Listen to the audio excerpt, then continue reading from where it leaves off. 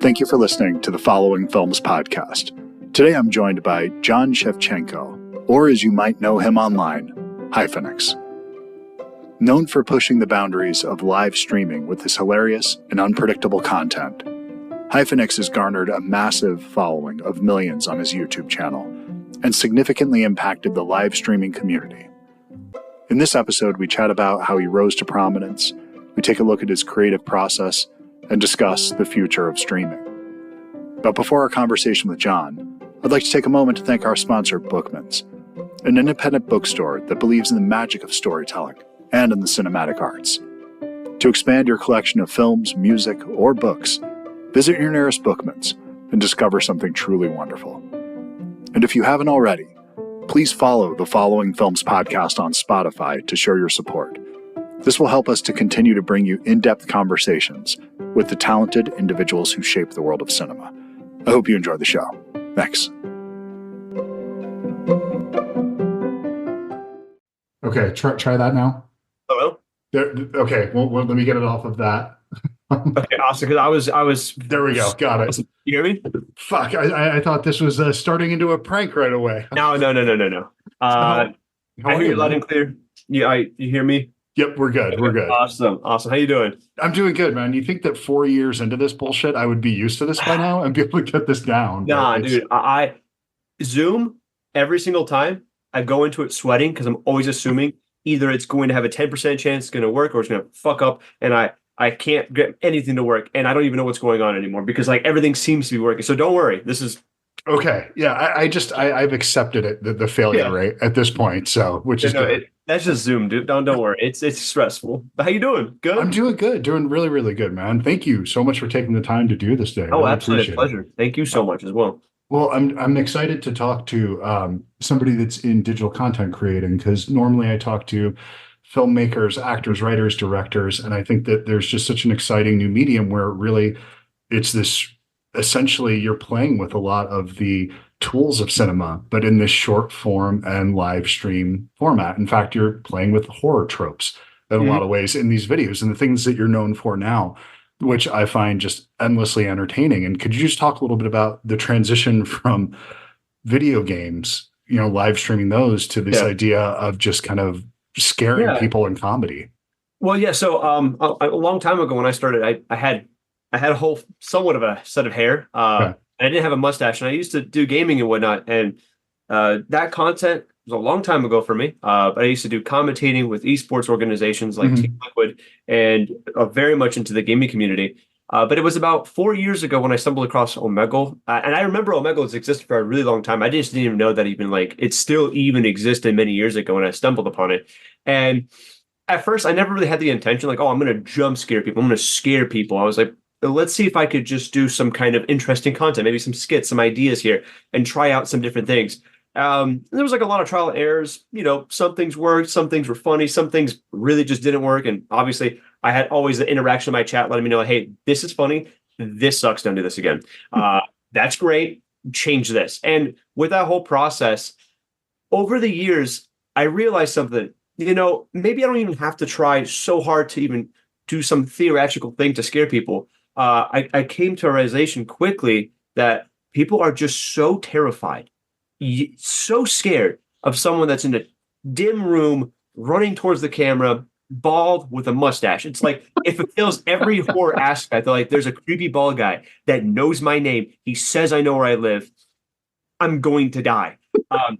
And that kind of thing, I was able to realize, wait a second, just the physical appearance is the scariest thing. And maybe even adding, like, for example, my wife as a hostage in real time with them. Yeah. It's like the whole entire cherry on top, because they'll be like, oh, is this even real? And then I'll bring my wife in real time, be like, yes, it is, Jonathan. It is real. She's going to have to die because of you, and then skip. Which, just really concrete evidence that, oh, this guy's being serious. I learned very quickly that people are terrified of just such a simplistic concept and an idea that we dumbed it down, actually, essentially, to very quick, fast-paced jump scares coming out of the room for 1 second. Yeah. It'll run away in 1 second, because that's what people typically do. When they get scared, they run away. So It's been a wild journey, but here we are today. Scaring people with just the mere existence of being bald with a mustache at this point. Well, you have to lean into the things that you have. So if you try to either fight against it, there's something that just for me doesn't work with it. I accept who I am, what I look like. I know this lot in life. I get it completely. So yeah, I totally understand that. Then just I love some of the things that you're doing with the editing. Is it that you're screwing with the idea? It's live stream, but you're playing with the form where it feels like a cut, where it seems like they've skipped possibly, but they're actually still with you. Is that what's going on in these? So essentially, I am literally on the spot trying to see how can I manipulate somebody into thinking that I'm maybe gone or moved on to the next person. Yeah. And realistically, it's very simple. On most days when it's just me by myself, I'm just using my mouse to click between scenes as fast as possible so that they are, still paying attention. There are days that I'm really fortunate to have somebody on my side 1 inch away. I'll be like in the dark, try to get as much information as I can or try to scare them without doing too much, going away, turning the lights on as quietly, switching the person out quickly within like 2 seconds, turning back the camera. They think they skipped to somebody else. And then I use that other person that either might be another content creator or a friend, help me make them forget. They'll be like, oh, there was this creepy Paul guy. And they're like, no, you're crazy. That didn't happen. What are you talking about? And wait for them to really let their guard down and then come right back in, either with their name or popping back up. Those are some of the most intricate ones just because those need to be done super fast in real time. But for the most part, it's just me clicking a mouse as fast as possible for the next scene and hope they stick around. Now, is that something where some of these ones that are incredibly intricate, difficult to pull off, they end up being the ones that are satisfying to you, but then the ones that really connect with people tend to be the super simple ones that were just, like you said, a click of a mouse and then it just works for some reason? Yeah, no, some of them are simple and the reaction is phenomenal because people love a jump scare and they love getting scared. But I do have some extremely intricate pre-tapes that I've done that are over the top. And what I've learned over the year of doing it is like the longer something is, the more unbelievable something is. It is so hard for someone to stick around because they're already too scared to figure out what's happening next because they have that initial genuine real fear of like, oh, I'm closing my laptop. I'm throwing my phone. I'm skipping. So like, sadly, 90 to 80% of the time, some of the best reactions slip away because they are just scared. And some reactions that I have that are honestly some of my favorite are because people were shocked and fear like a deer in headlights, not knowing what to do, but just panicking and sitting there thinking, I don't know what's happening, but I'm here. Those are the best reactions, honestly. Have you found people that were looking for you at this point, I would assume? Yeah, sadly, yeah. As the popularity of like short-form media on Instagram, TikTok, and YouTube Shorts have blown up, a lot of people do go on these websites to come across me and they will be like, okay, now I'm here. Do it. I'm ready. Doesn't work. I'll let them know that's not how that works. There's a live audience watching. And even if I did do a jump scare, you're just going to tell me I didn't get scared because you expected it. So I have to sadly let them down. Honestly, sometimes just because if I'm desperate and it's been a bad day of just trying to get a reaction, I will just gaslight them and tell them that's not me and still try to scare them. I've seen it work. You've had a couple where that does, where you get that moment of recognition and just jump in and it. Yeah, so it works sometimes, but yeah, for the most part, I have to let them know that's just not how any of that works. I can't scare someone with a jump scare if they know what's happening. So then what do you think the appeal of the jump scare is? I have my own ideas about it I'm a big genre guy. I love horror films. And I feel like the big appeal for it and the big success for it is that there's genuinely no language barrier for it. There are some reactions and some great instances that I've had where I've said no words. I've exchanged nothing. They've just saw me skip, popping behind, scream.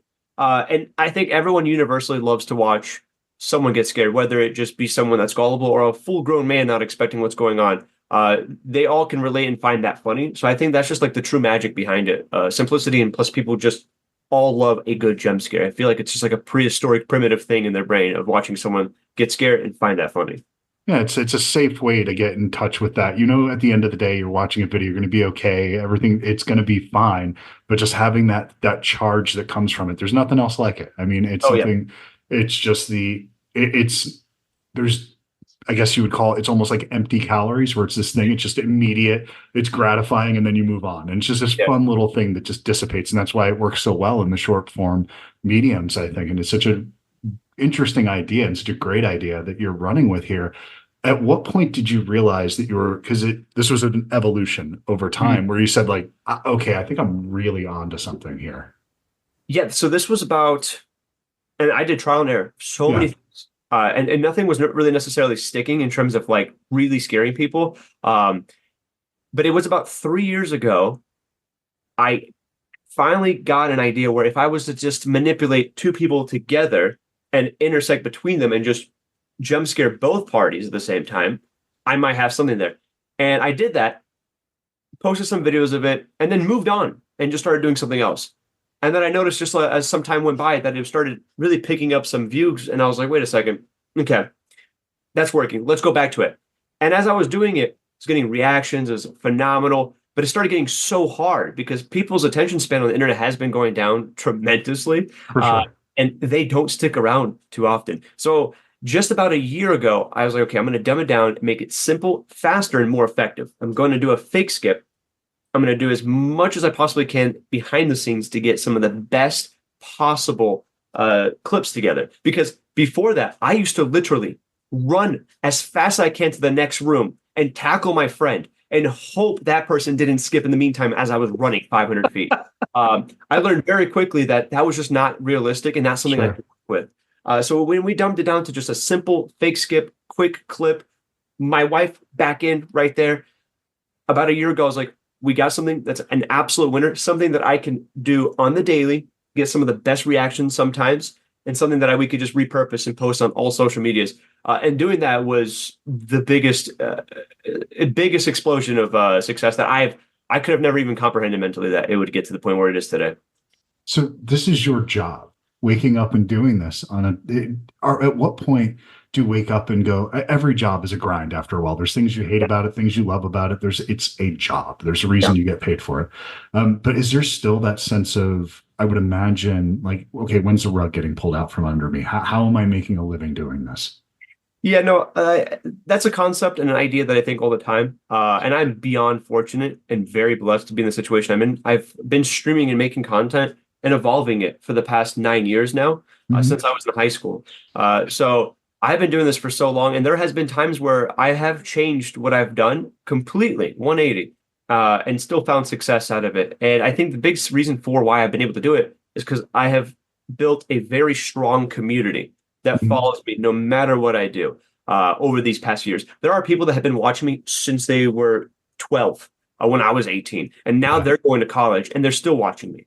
I think it's like that strong community that will still support me where I go and really just like let me know and guide me, which is really what helps me, I think, stay in this sphere for this long and still enjoy it. I feel like if it wasn't for the streaming aspect of it and getting the immediate feedback with everything I do, I think I would have definitely lost motivation a long time ago. And I don't even think I would have gotten to where I am today at the moment. Yeah, the live feedback element of it, when you don't have, it can feel like you're in a vacuum. Yes. It just doesn't. And even though you see the numbers going up, it's something that doesn't, as intangible as this is, that's even more divorced from reality, just doing this stuff. So yeah, completely understand. It's like, am I doing this for anyone at this point? What am I doing? I completely get that. So then what's going to be next for you after this? Are you starting to think of the next project? Is it still with live streaming video? Do you think about doing like a scripted project or anything? Because I see you have writing chops, clearly. So I have been thinking about that for the past year. As the months have been going, it has been getting a lot harder to obviously get reactions. And it's always in the back of my mind, okay, so if this doesn't work out and I just can't keep doing this, what's my next step? And I definitely want to do something that's more personality based and maybe something that's even to do with film or being a scary guy or playing a character as someone scary. Just because at this point, I feel like for so many years now, I have just been in this mindset. I'm trying my best to instill fear into people at the same time giving them a great reaction to the people that are watching. And I still want to still push that with my personality in maybe different forms of media or something that's, in a larger aspect with much more production. Because right now the production value is as simple as it gets. There's really nothing to it right now, but I definitely want to do something much more in the near future. Even this year. Oh, wow. So do you have that in mind? You're going to say, is that something you'll do on YouTube for direct? Okay, awesome.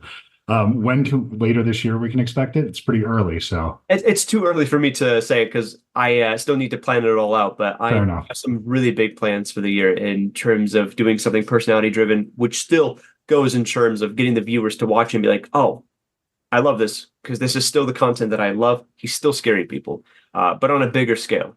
What does your wife think of this? If she was sitting here and asking, okay, so what do you think about what John does every day? What would she say to that?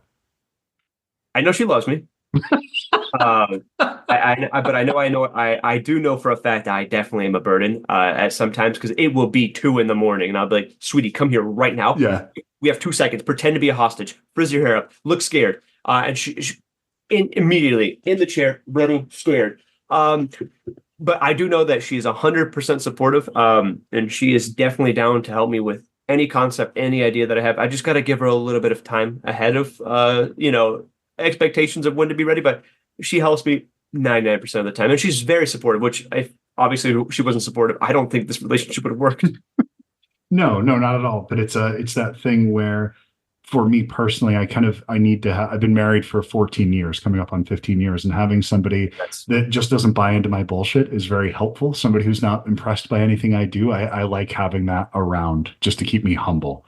It's very important. Kids do that too. So yeah, no.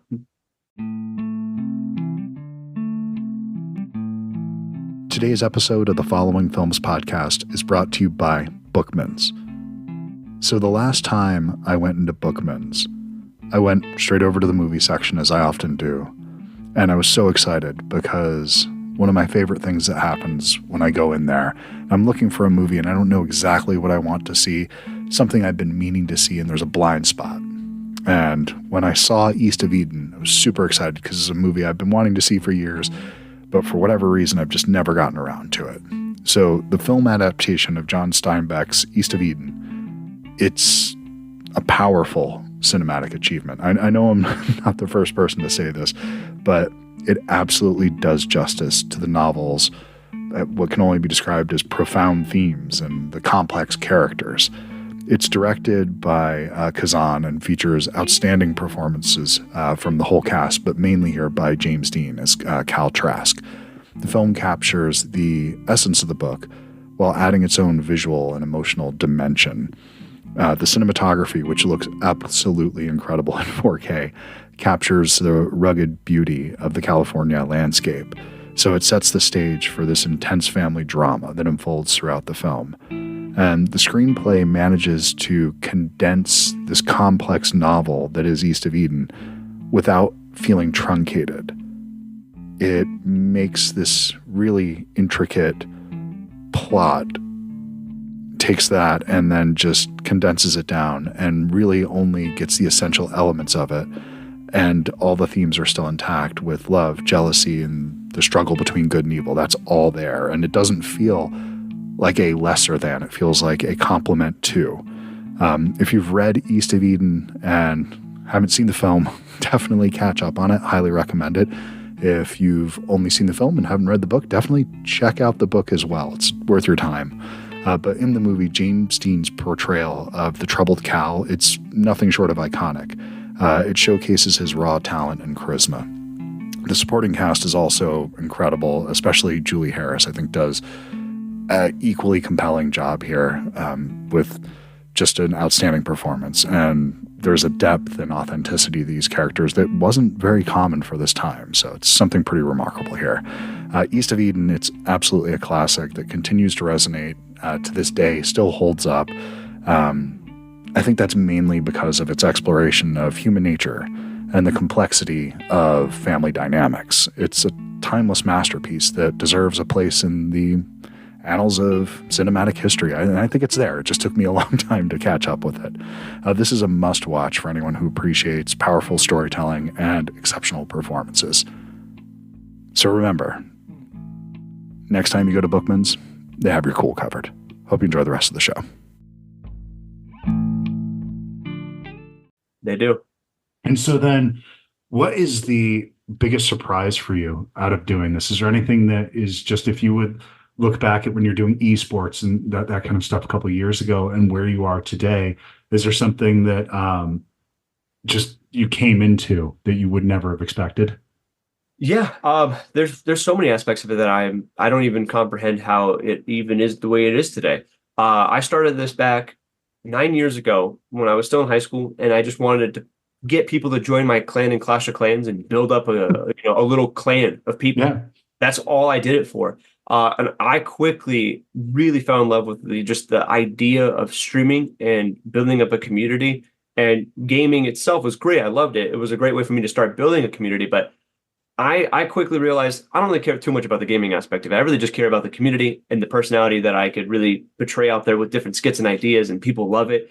I never thought it would get to the size that it is today, and the fact that it's still growing to this day as well. I'm blown away on every aspect. A lot of people, they look at what I'm doing right now and they're like, "Oh, that's easy," and the one thing I just want to say is that this has been literally failure after failure after failure to really sculpt out the idea, the concept, the niche that we are doing today.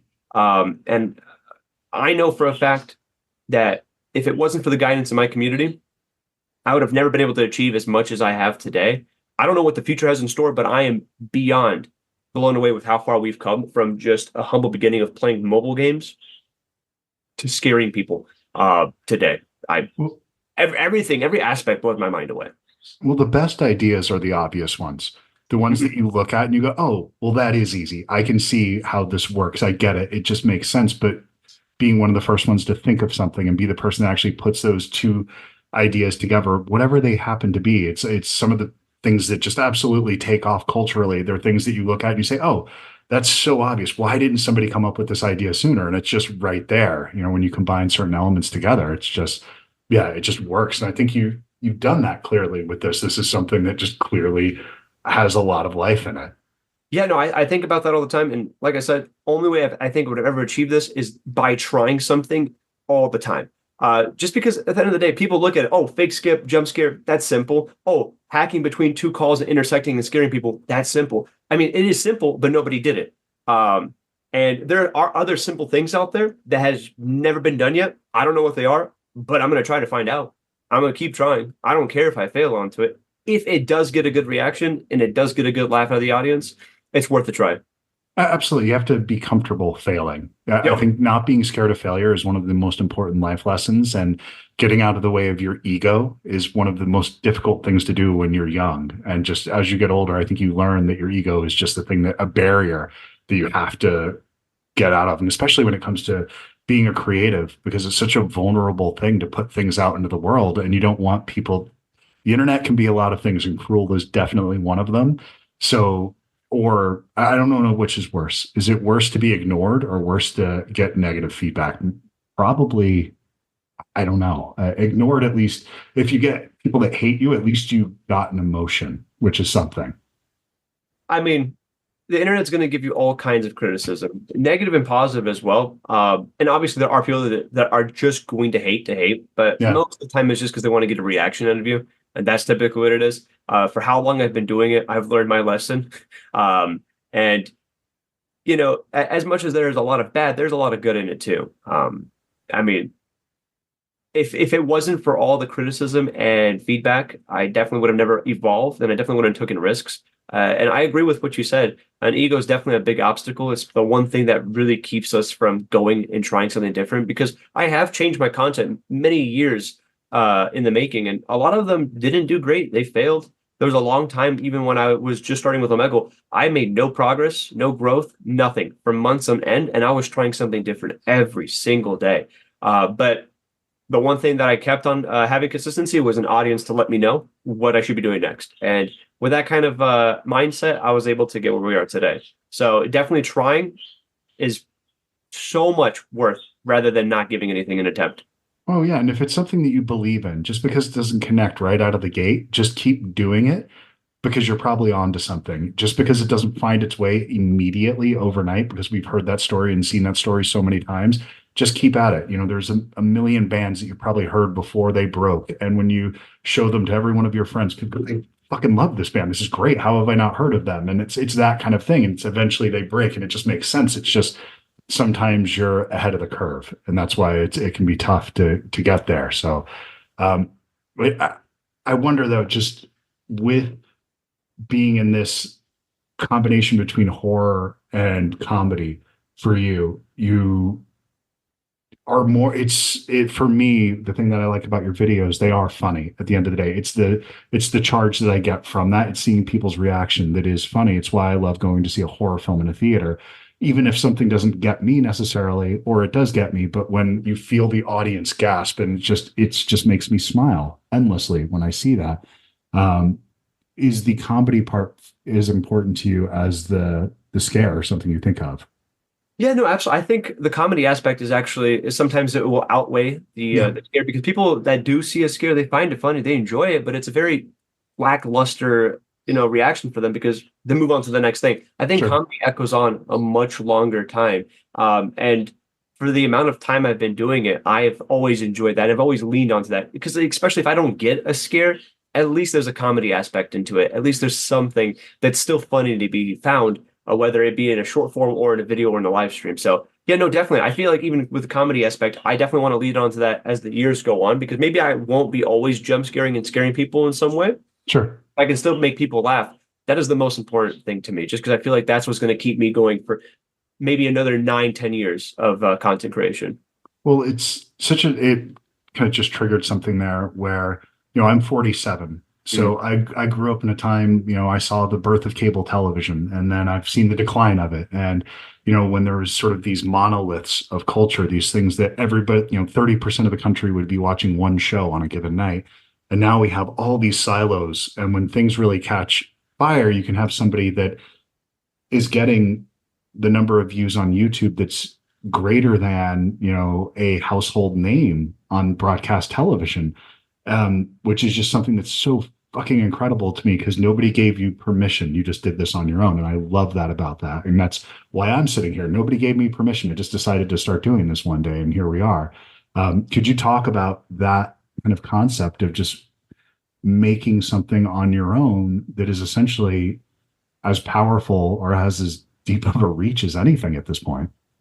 I mean, yeah, that's a great question, because I feel like a lot of people ask that kind of question from multiple different angles, and they want to get into this kind of sphere of making their own content, making their own mark. But I just feel like a lot of people, it's filled with lots of self-doubt and a lot of ideas that they have, but they don't really execute onto it. And the way I could really give it is a lot of people with their mindset with content creation and creativity and really doing something on their own, I feel like they're like in a boat with one oar. They're trying, they're just going in a circle. They're not making much progress, but they're really getting tired. I just feel like people really need to open up and expand their horizons. And if they want to make a massive difference, if they want to do something that is going to be seen by people, the biggest thing is, rather than putting so much effort for the wrong reasons, whether it be finances, fame, all these things that people think is what's going to find them that real success and happiness, and that drive is realistically a lackluster feeling. Anyone that's going into what I'm doing, what you're doing, what anyone's doing that wants to make a massive difference and be seen, it has to be done with passion and a niche that makes you stand out. Something that people can see and go, that's different. I like that. And he seems like he actually cares, or she cares. I'm all about it. Because at the end of the day, if you're doing it for the wrong reasons, and people are not dumb, they can see right through you. If you're doing it for only just the aspect of money, people will see right through that. And that's not genuine. That's not authentic. They will just move on to somebody else, and they want to gravitate towards someone that's doing it for the right reasons. So that is the biggest thing I can give to anybody that wants to do something anywhere relevant in terms of pushing themselves out of their comfort zone and hitting a large audience. Well, it's and I couldn't agree with you more. It's the idea of cynicism, where you can have something, you can be a cynical person, have a cynical point of view about the world and express that. But if you express it with heart and it's the genuine reflection of how you feel, then I think that you can connect with people. But if you're expressing something with cynicism, meaning that you're expressing it just because you want to get likes, just because you want to get follows, just because you think this thing will lead to the next thing that you think will eventually make you happy. The thing is, when you build your foundation on cynicism, eventually you have nothing, because it doesn't really matter at the end. And if you put your heart into something, even if it doesn't work, you made the thing that mattered to you. And that's all that matters in the end, really. Absolutely. Passion, drive. Because if you're doing it with exactly what you just explained, you're just building up an empire of nothing underneath you, and it just feels empty. And a lot of people do it all the time. Social media, in all kinds of ways. I feel like a lot of people, they'll just see something that's doing really good. They're going to take it. They're going to copy it exactly, regurgitate it with no personality, no drive. And yeah, they might get some views and whatnot, but there's really no community base and there's really no substance to it. And that's a lot of content creation these days. Yeah. They're just copying exactly what someone else is doing without even I mean, there's nothing wrong with copying, but to add some type of personal spin to it, goes a long way because people can see that then. Well, it's almost, we have to copy to learn how to express ourselves. You have to, you follow somebody else, you learn to play guitar by picking up other people's chords and strumming them together, and then you start throwing them around in your own way and figuring things out. You don't find your voice right out of the gate. So give yourself grace, give yourself time to figure it out. But it's just you're learning how to ride a bicycle in front of an audience, though, and that can be it's not for everyone, but I tend to think it's a lot of fun. It's fun, but it's stressful. Yeah, for sure. Nothing like somebody telling you the honest truth that you suck at something. But but it's sobering though. Yeah, absolutely. It helps you get up and do something different and try something different.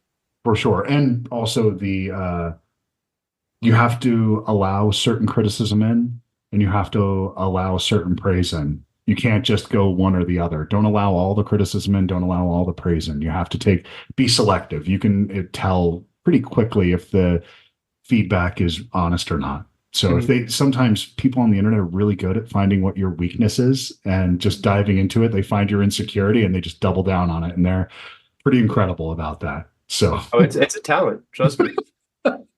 Awesome. A lot of people roast me for being bald, but I try my absolute best to find their Achilles heel. And if I can't, I'll try to become good.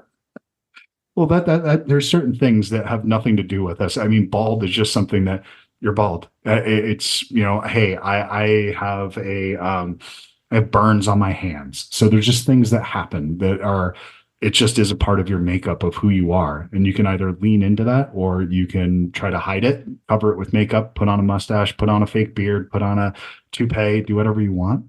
Just be comfortable. Doesn't matter. So just to me personally. No, absolutely. I mean, you got to accept it. Trust me. When I first started balding, I wasn't accepting it, but I did. I feel it coming back. The hairline is definitely starting to creep back at this point. No, it is. It's going. No, I'll be there soon enough. I'll be there. No. I started balding at 18. Oh. I went fully bald at 23. I've been bald since then. I'm 27 now, and I'm bald like a marble. So the amazing thing is, though, 20 years from now, people are not going to think you aged a day. You're going to have the Steve Martin effect when he went gray at 25 years old, and people just thought, like, you look at him now and he's in his late 70s and people just don't think he's aged, and that's it. Well, so. I'd like to hope that I stay the same over the years. Awesome. Well, John, it was a pleasure to meet you, man. I really appreciate it. This was a lot of fun. And thank you so much for your time as well. I hope you have a wonderful day, and thank you once again. You too. Take care, man. Take it easy, man. Have a good one. Bye-bye. Thank you.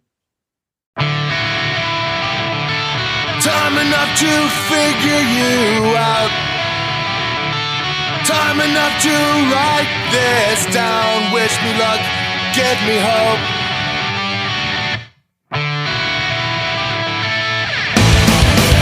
So